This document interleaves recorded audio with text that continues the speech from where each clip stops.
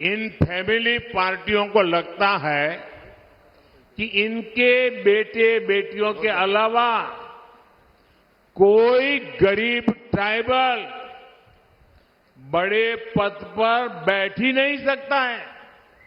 लेकिन बीजेपी ने पहली बार एक ट्राइबल महिला को भारत का प्रेसिडेंट बनाया और उस समय भी इंडी अलायंस वालों ने उनका घोर विरोध किया।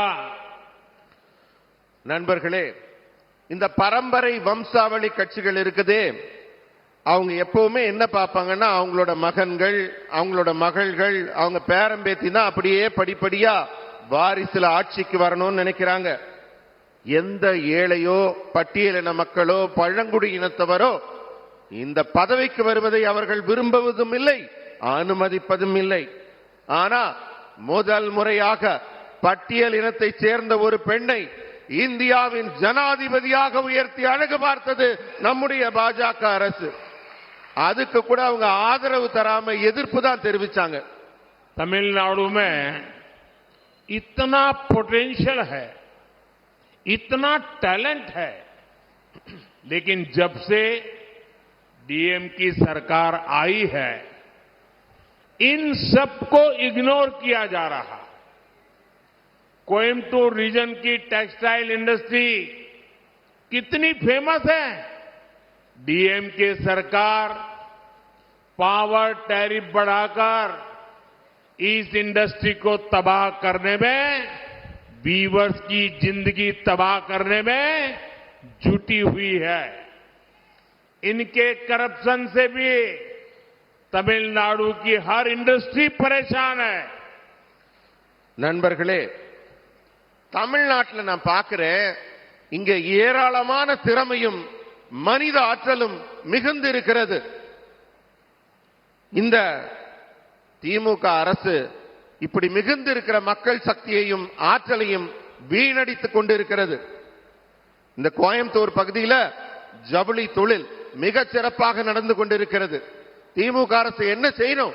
அந்த ஜவுளி தொழிலை காப்பாற்றுவதற்கு பதிலாக அதிகமான மின்சார கட்டணத்தை சுமத்தி அந்த தொழிலை நடக்க விடாமல் செய்கிறது. அதை முடக்கும் வகையில் மின் கட்டணங்களை எல்லாம் உயர்த்தி வருகிறது. அவர்கள் ஊழலை தொடர்ந்து செய்வதற்காக அதுல வர்ற இழப்பை எல்லாம் மக்கள் மீது திணிக்கிறார்கள். देश आज मेक इन इंडिया की तरफ बढ़ रहा है, लेकिन डीएमके उन लोगों के साथ खड़ी है जो देश में इन्वेस्टमेंट को खत्म करना चाहते हैं।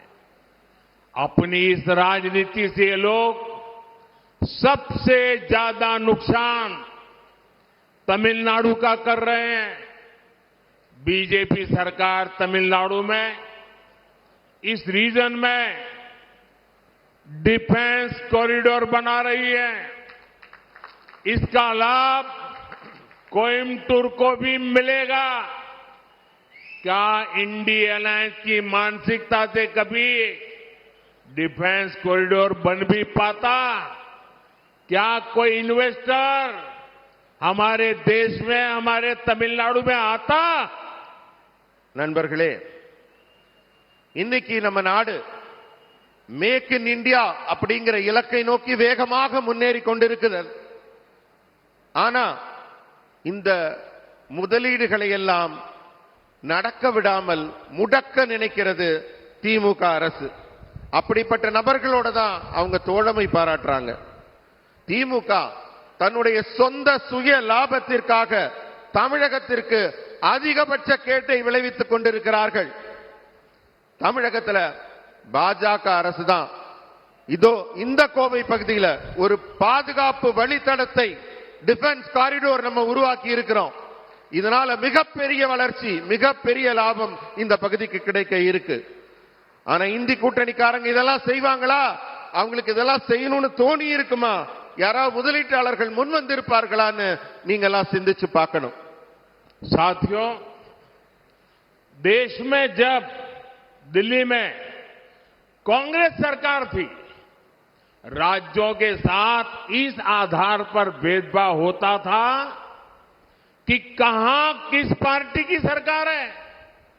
लेकिन एनडीए सरकार सबका साथ सबका विकास के विजन पर काम कर रही है।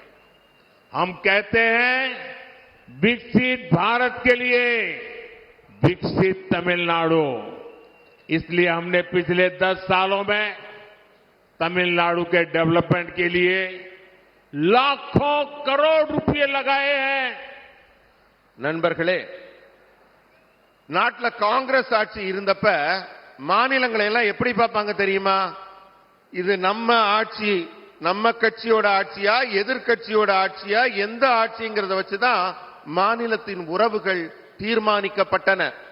ஆனா இப்பெல்லாம் அப்படி இல்ல. என்டிஏ ஆட்சி நடக்குது. இங்க சப்கே சாத் சப்கா விகாஸ் என்று யார் ஆட்சியாக இருந்தாலும் அந்த மாநிலத்தின் உயர்வுக்காக மத்திய அரசு பாடுபடுகிறது. வளர்ந்த இந்தியாவுக்காக வளர்ந்த தமிழ்நாடு தான் உதவ முடியும். ஒவ்வொரு மாநிலம் உயர்ந்தால்தான் மொத்த தேசமும் உருவாகும் என்று இந்த அரசு நம்புகிறது.